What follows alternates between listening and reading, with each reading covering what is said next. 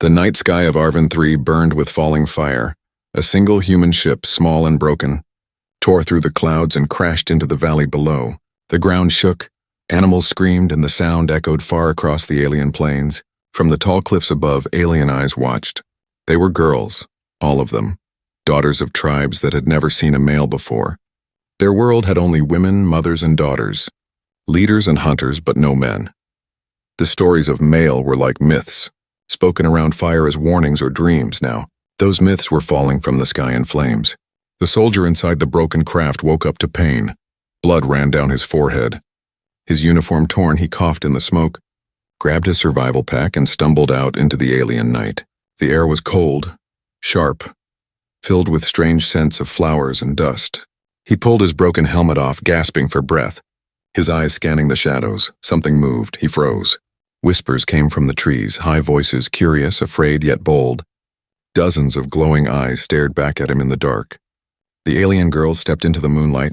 Their skin shimmered with faint colors. Some green, some silver, some pale blue. Their hair fell long like woven silk. Their bodies strong like trained hunters. They wore clothes made of hides and shining cloth.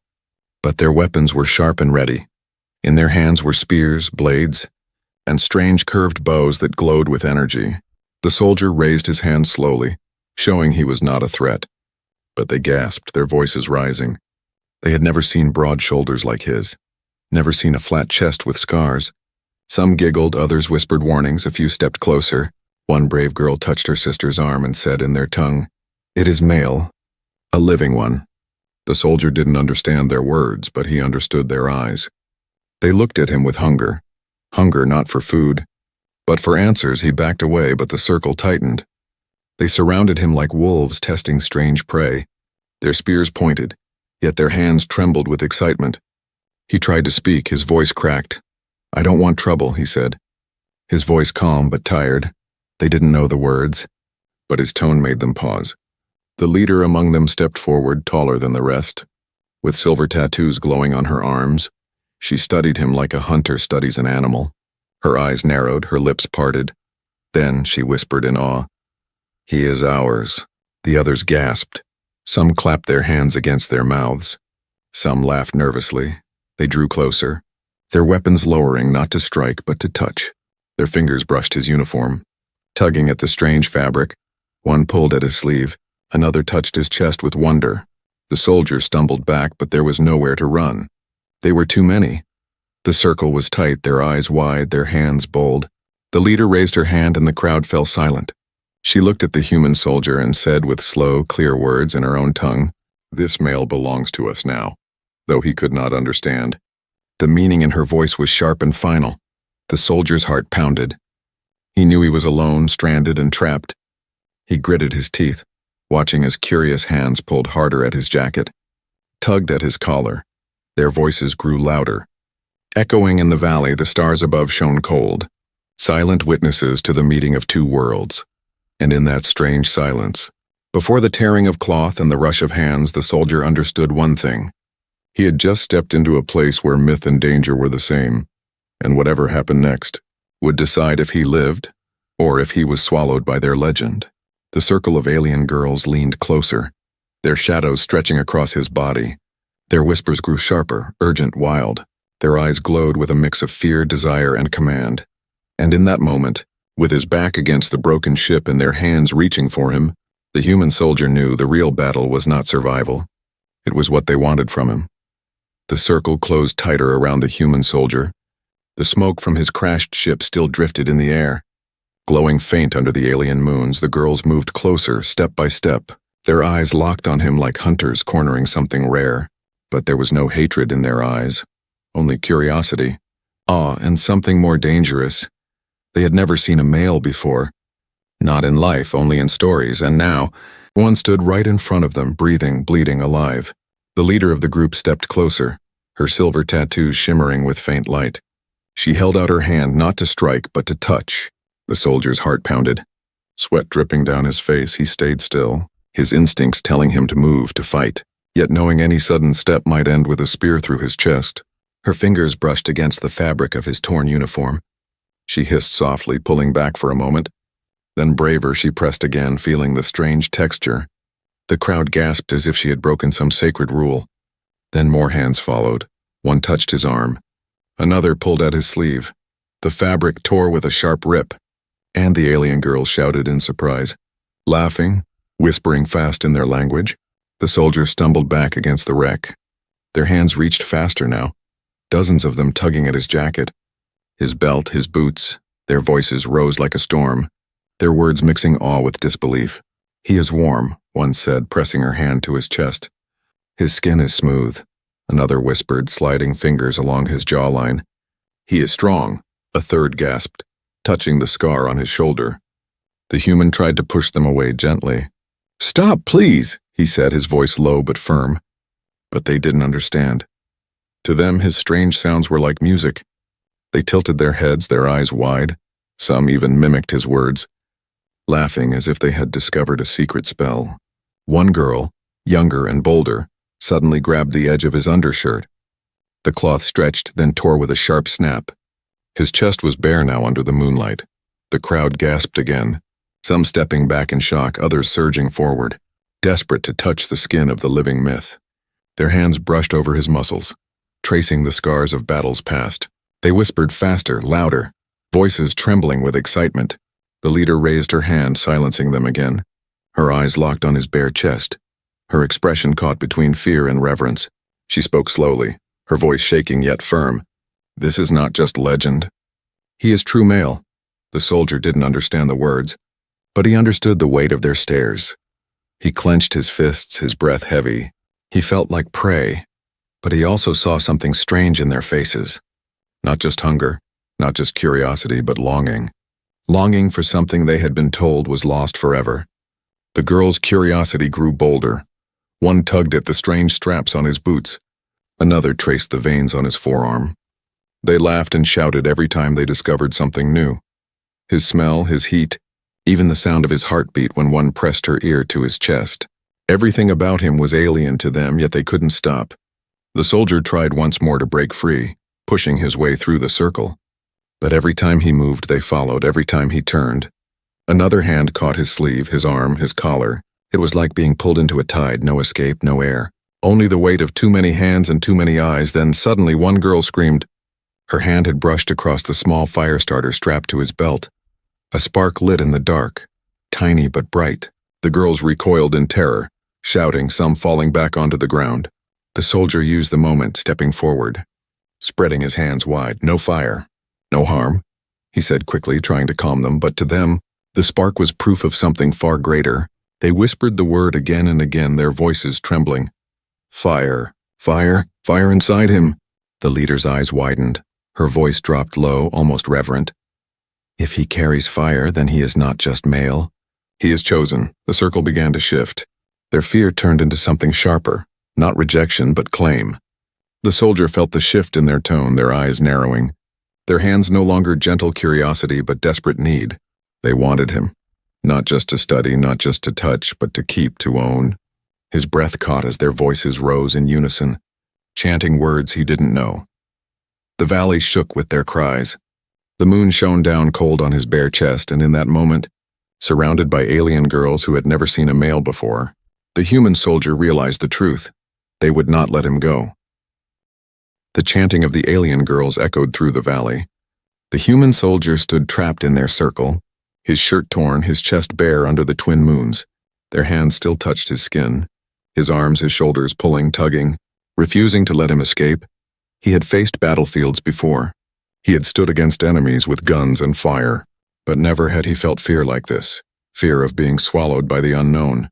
By the hunger in so many eyes, he tried to move, pushing through the wall of bodies, but for every step he took, more hands clutched him. One gripped his wrist, another his belt, another his shoulder.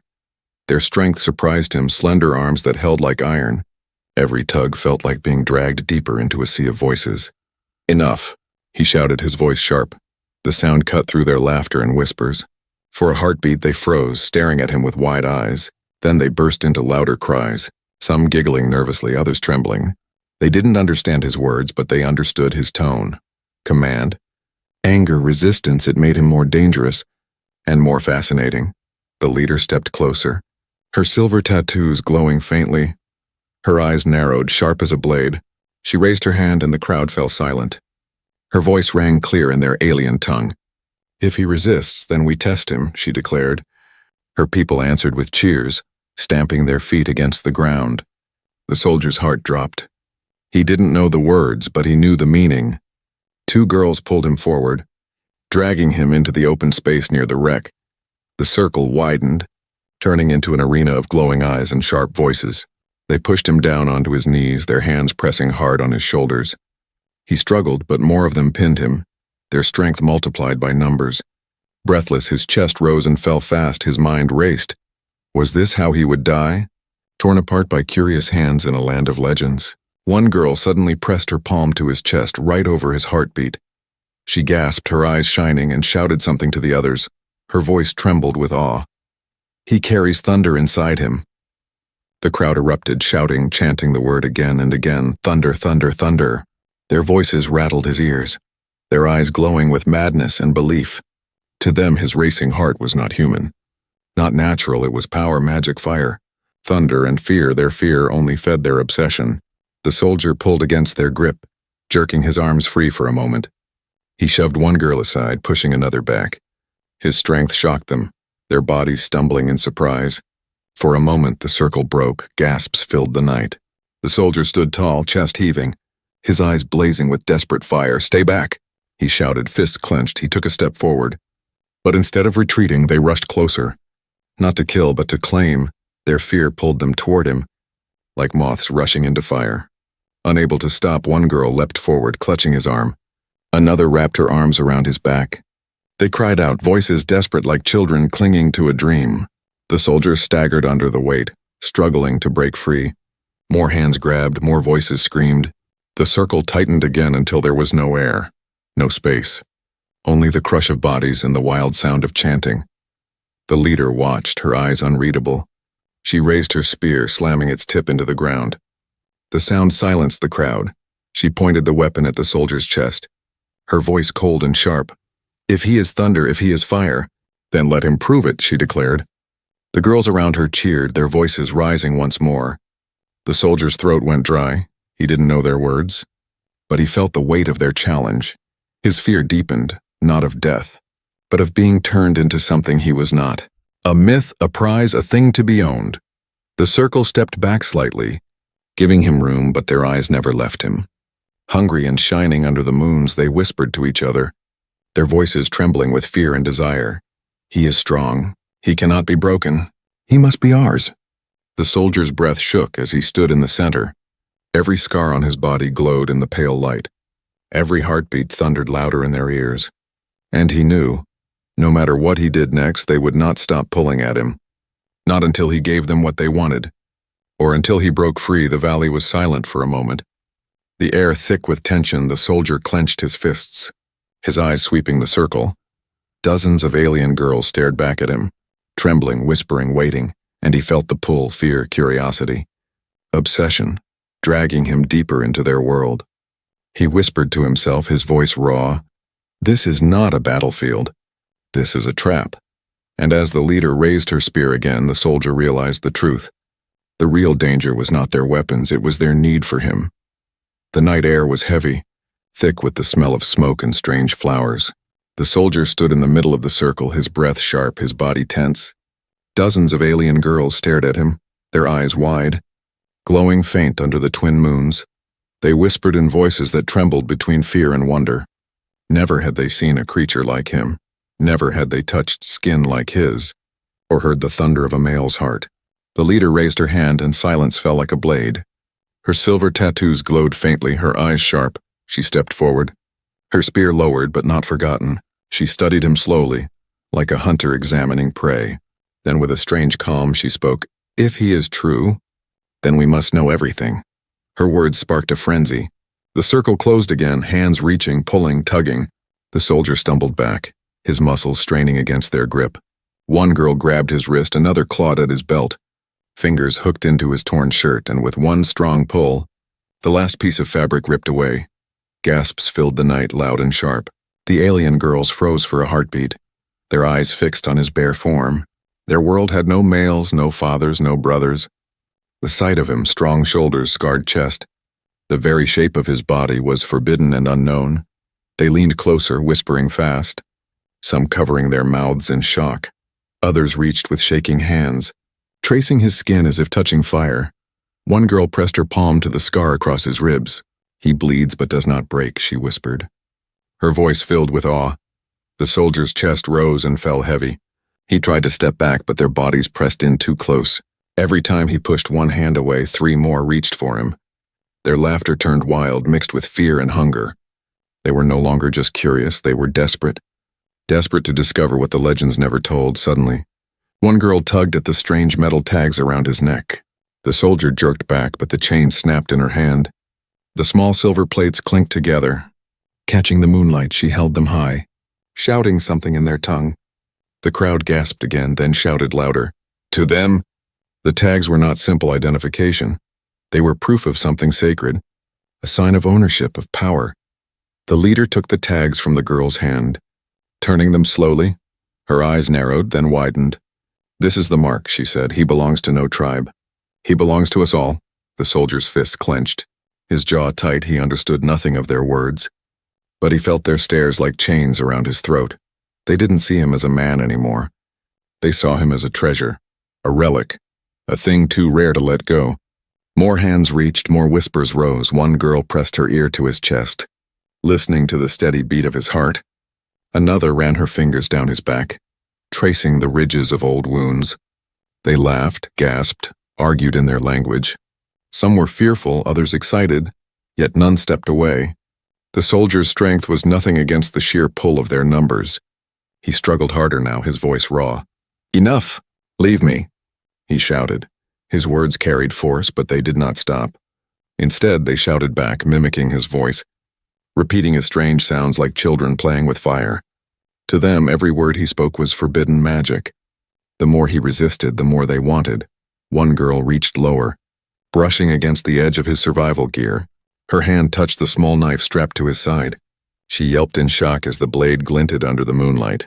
The crowd roared, some stepping back in fear, others surging forward. "He carries weapons!" One screamed. "He is warrior!" cried another. The leader raised her spear again. Pointing it at the human's chest, her voice rang with command. "If he carries fire, if he carries thunder, if he carries steel, then he is no myth," she said. "He is truth." The soldier's breath shook as the circle tightened once more. He could feel the weight of their hands, their eyes, their voices pressing down on him. He was no longer a soldier stranded on an alien world. He was a discovery, a forbidden thing made flesh, and they would not stop until they had taken every secret from him. The leader stepped closer, her hand brushing his scarred chest, her eyes softened, her voice dropping low so only he could hear. "You are ours now," she whispered. The soldier's heart thundered in his chest, his fists tightening at his sides, and he realized the danger was deeper than chains or spears. The true prison was their obsession, an obsession that would never let him go. The circle of alien girls pressed closer. Their voices rose like a storm, their hands pulling, their eyes burning with hunger and wonder. The soldier's chest heaved, sweat dripping down his skin. He had tried calm words. He had tried stillness, but now he felt the weight of their obsession crushing him, and something inside him snapped. With one sudden roar, he shoved 2 of them back. They stumbled, gasping in shock. The crowd froze for a heartbeat, then chaos broke loose. Dozens of hands grabbed for him at once, tugging at his arms, his shoulders, his waist, but this time he fought back. His fists swung not to kill, but to push them away. One girl cried out as she was knocked aside. Another fell when he tore his wrist from her grip. The soldier moved like a man who had trained for war. Every scar on his body told the story of battles survived, and now his body remembered. Every step, every strike, every breath was survival. The alien girls shouted louder, half in fear, half in thrill. They had never seen such raw strength. One rushed at him with a spear, but he grabbed the shaft, twisting it from her hands and throwing it aside. Another leapt on his back, clawing at his shoulders. He spun, shaking her off with a grunt. The circle wavered, their confidence shaken. The leader watched with narrowed eyes. Her silver tattoos glowed, her grip tightening on her own spear. She did not stop the fight. Instead, she studied him. Every movement, every strike, every act of resistance only made him more valuable in her eyes. The soldier's chest burned. His breath ragged, he pushed another girl back, stepping into the open space of the circle. "Stay back," he shouted, his voice sharp as thunder. The sound echoed in the valley. The alien girls froze again, trembling at the power in his tone. For a brief moment, the circle loosened. He stood tall, chest bare, fists clenched, his eyes blazing under the twin moons, but the silence didn't last. The younger ones crept forward again, whispering fast. "He fights but does not kill," one said. "He is strong but gentle," whispered another. Their fear twisted into respect, their respect into something more dangerous. Now they did not see him only as prey. They saw him as protector, as warrior, as something worth following. The soldier's jaw tightened. He realized the truth. If he killed one of them, they would swarm and tear him apart.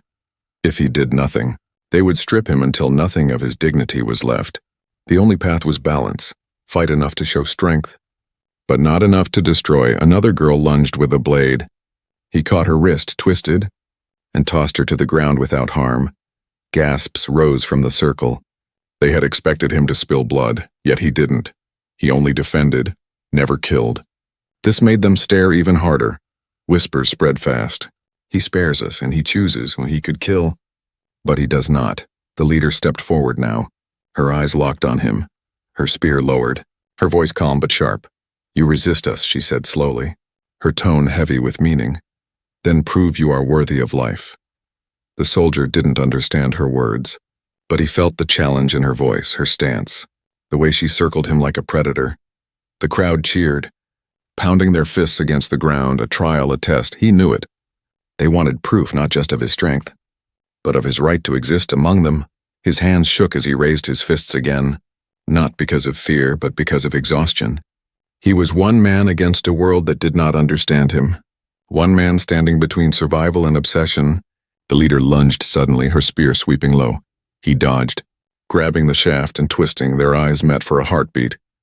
Her strength surprised him. She was fast, trained, deadly, but he was human. And humanity's gift was never strength alone. It was will, it was fire, it was the refusal to bow. They struggled for the weapon, the crowd chanting louder and louder. The soldier gritted his teeth, muscles straining. With one sharp pull, he broke the spear in half. The pieces clattered to the ground. Gasps filled the air, the girls shouting, some stepping back in shock. The leader froze, staring at the broken weapon in her hands. Then slowly she smiled, not in anger, not in fear, but in recognition. She raised her hand. Silencing the crowd, her voice rang with finality. "He is no prey," she declared. "He is worthy of the trial." The soldier's chest heaved, sweat dripping down his face. He didn't know the words, but he understood the moment. He was no longer just a man trapped in a circle. He was part of something far larger, a test, a choice, a fate he never asked for. And as the alien girls bowed their heads slightly, the soldier realized his fight had only begun. The real trial was waiting. The valley grew silent after the broken spear fell. The alien girls stared at the human soldier with wide eyes. Their whispers carried fear, awe, and something deeper, respect. The leader stood before him, her silver tattoos glowing faint under the twin moons. She lifted her hand and spoke, her voice steady and sharp. "He is no prey, he is no myth. He will face the trial." The crowd erupted in cheers. Stamping the ground, the sound shook the earth. Echoing against the cliffs, the soldier clenched his fists. Chest heaving, he did not know their words, but he knew their meaning, a test, something he could not refuse. If he failed, they would tear him apart. If he survived, he might earn a place among them. The leader gestured, and the circle widened. The alien girls formed lines, their voices chanting in rhythm. From the shadows, others emerged, carrying heavy stones, wooden poles, and strange glowing orbs. The soldier's breath slowed, his body tense. He had seen many battlefields. But this was not war. This was judgment. The first test began. 2 girls rolled a massive stone into the circle. It was taller than his chest, wide as a door. They pointed at it, then at him. The meaning was clear. Lift it, or fall. The soldier stepped forward, his muscles already aching from the fight. He placed his hands on the rough surface. The girls chanted louder, their voices pounding like drums. He gritted his teeth, veins straining as he pushed. The stone groaned, shifted, he roared, lifting with every ounce of strength left in him.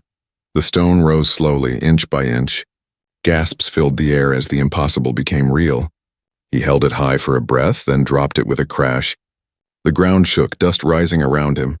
The crowd cried out, half in fear, half in worship. They had never seen such strength. Some fell to their knees. Others shouted his name in their tongue. But the trial was not over.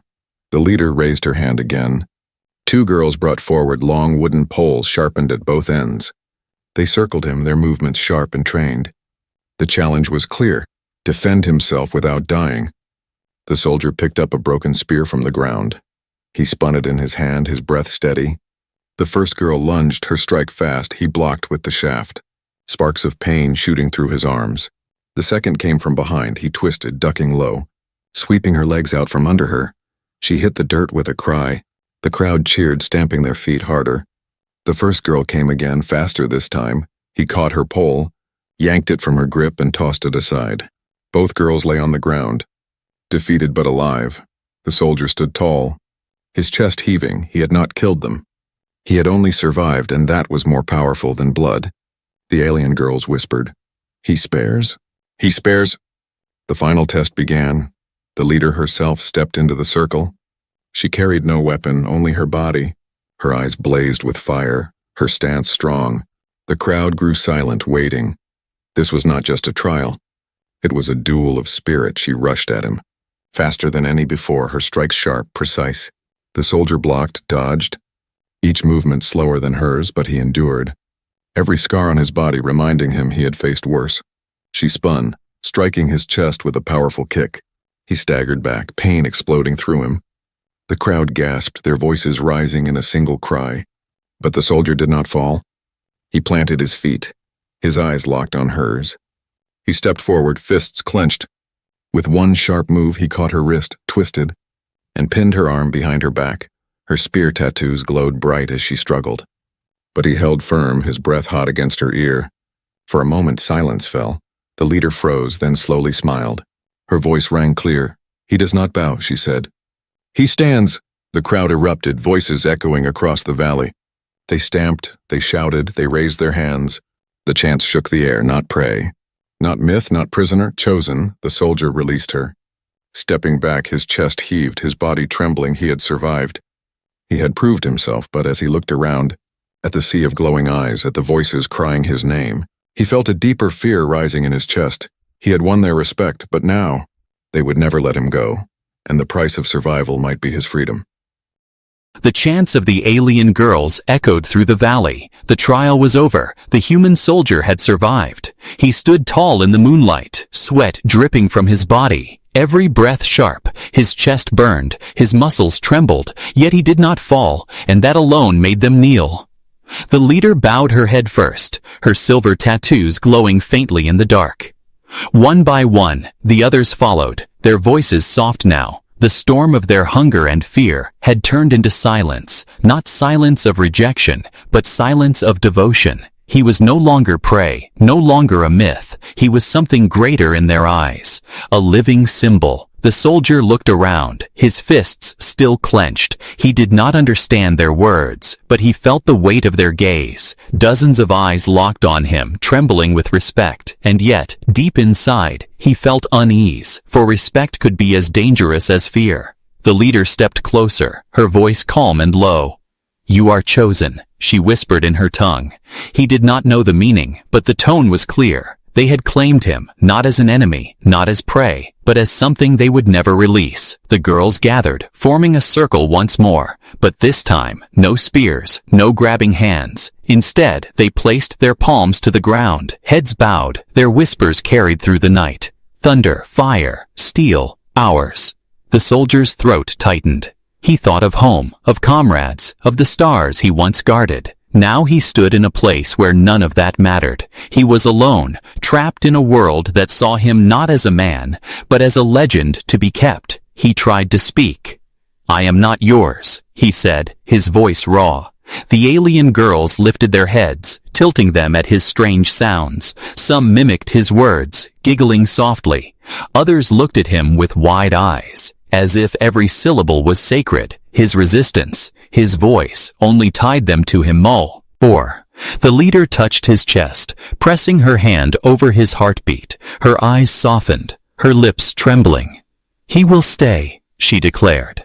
The crowd answered with cries of joy. Their voices rose like a wave, crashing against the cliffs. The soldier staggered back, the sound overwhelming. He realized then, his trial had not freed him, it had bound him tighter than ever before. The night grew long, fires burned around the valley. The girls sang, their voices carrying strange melodies through the dark. They offered him food, water, gifts made from bone and silver. Every gesture was loyalty, every smile was devotion. But the soldier's heart remained heavy. He sat by the wreck of his ship, staring at the broken metal. The stars above looked cold, distant, unreachable. His hand tightened around the dog tags that had been torn from him earlier. He retrieved them from the ground, pressing them into his fist, a reminder that he was still human, still free inside, even if trapped. The leader came to him in the quiet hours, her steps soft, her eyes steady. She sat across from him, watching the firelight dance across his scars. For a long time, neither spoke. The silence was not empty. It was heavy with unspoken truths. He was human, she was alien, yet in that moment, they both understood. She raised her hand, touching her own chest, then pointing to him, her voice soft. "Bond," she said. He stared, confused. Then she repeated, her tone gentler. "Bond."